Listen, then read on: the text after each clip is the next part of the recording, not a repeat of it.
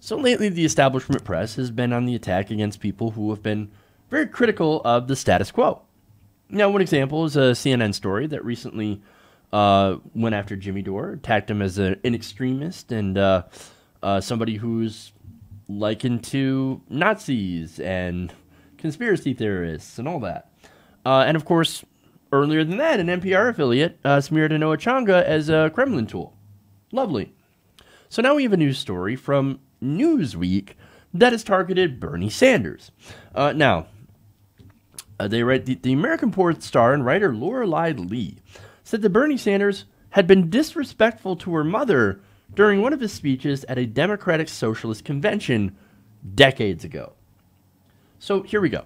So this story, Newsweek, picks up from Twitter about Bernie Sanders and says, ooh, an anecdote, let's write about it. Okay. Now, according to that anecdote, Lee's mother had signed up to a convention and wanted to take her then 18-month-old Lorelei with her. Now, she was apparently promised childcare, but on arrival was told by organizers that there was no longer any budget for it. So, no, socialist. How can they not? How can they call themselves socialists when they don't do childcare? They had to cut the budget on childcare. Oh, they don't care about children. Again, that's sort of the framing that they are trying to present in the story. All right.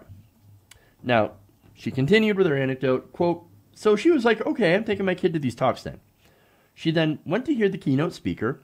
We were in the back of the room. I was playing with a toy and making some toddler noises. It is then when the keynote speaker snapped at her.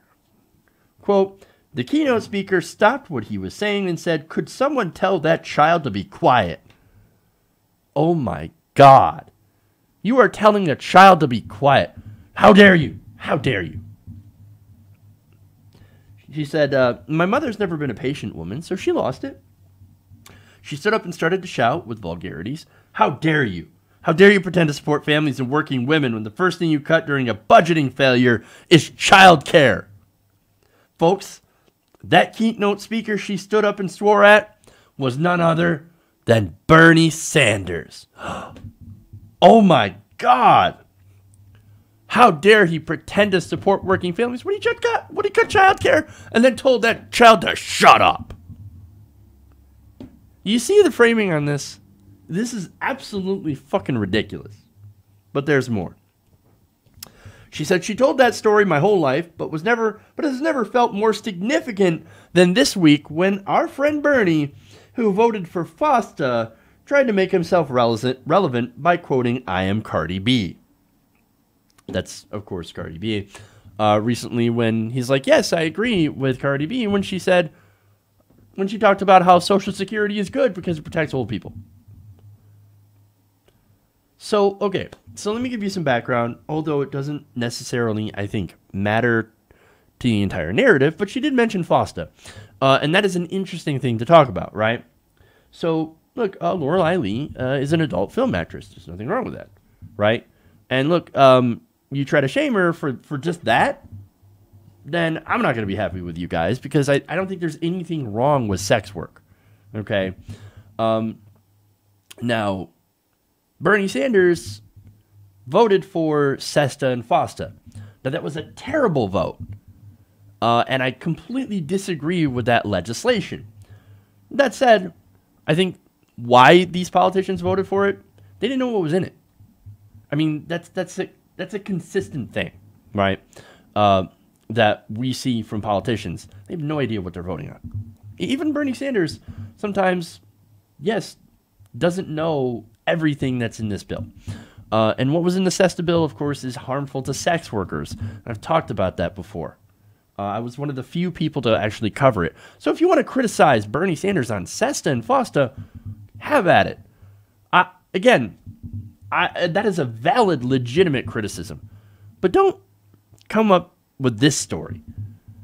Now, why do I say that? It's because there seems to be a few holes in this story. Oh, and before I get into that, I just want to address, right, that the whole framing of this story is meant to paint Bernie Sanders as not only a fraud, but a sexist. who is mean to children. So, and for trying to make himself relevant by quoting Cardi B. He's already relevant. In fact, he's kind of the most popular politician in America. Doesn't really need to try to be relevant. He sneezes and somebody covers it. But anyway, look, again, let's go to how, let's talk a little bit more about the FOSTA vote, right? So, look, again, terrible vote, right? And it looks bad. But you also got to remember, this passed with near unanimous support. So I don't see any other hit pieces on other senators that also voted voted for SESTA-FOSTA. So maybe if you pointed those out, I would be like, oh, okay, so it's just a broad criticism. Okay. Again, if you want to criticize Sanders for that, I will too. Great. Now, you probably should have kept your criticism to just that, because, again, there appears to be some problems with your story. For one, the timing doesn't line up. Now, in 1982, Lorelei would have been a year old. She would have been a toddler. Okay. Now, at the time, that would have been at the time of this DSA convention. The problem is, there wasn't a DSA convention in Burlington in 1982. Now, there was a DSOC-NAM convention, but not a DSA convention. So, they hadn't actually, I believe, formed the DSA at that point. But okay. Look, maybe she just got the name wrong, right? Well, let's explore a little further. Now, that convention in 82 was also not keynoted by Bernie Sanders. Turns out he wasn't even there. There was no Bernie Sanders. That keynote speaker was now deceased Michael Harrington, and had been addressed by CBC member, that's Congressional Black Caucus member, George Crockett. So Bernie wasn't even there in 1982. Now, in fact, the first DSA event that Bernie Sanders had addressed was actually in 1986. That, of course, was 4 years after this alleged incident. Interesting. Now, Bernie Sanders' first convention was in 1991. That's 9 years after this alleged incident. And, of course, that's a year after the DSA actually endorsed one of his campaigns. So, now, let's go to the keynote, right? His first keynote speech was in 1999, 9 years after this alleged incident.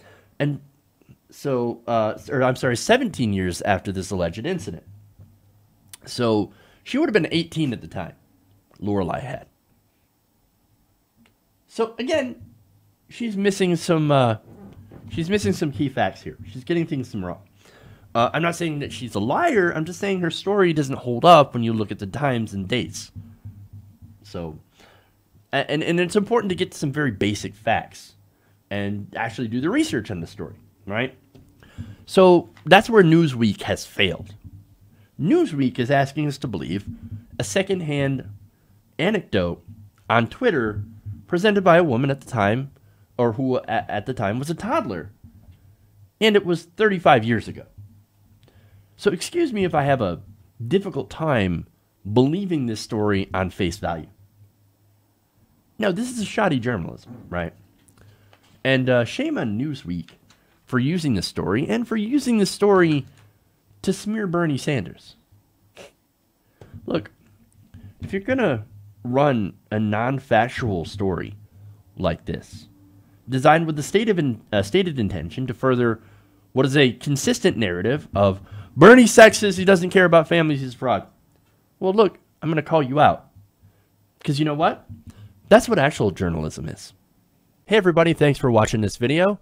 If you want to see more like this, please hit the subscribe button below. And if you want to support truly independent progressive media, please consider becoming a patron at patreon.com/TYTNation.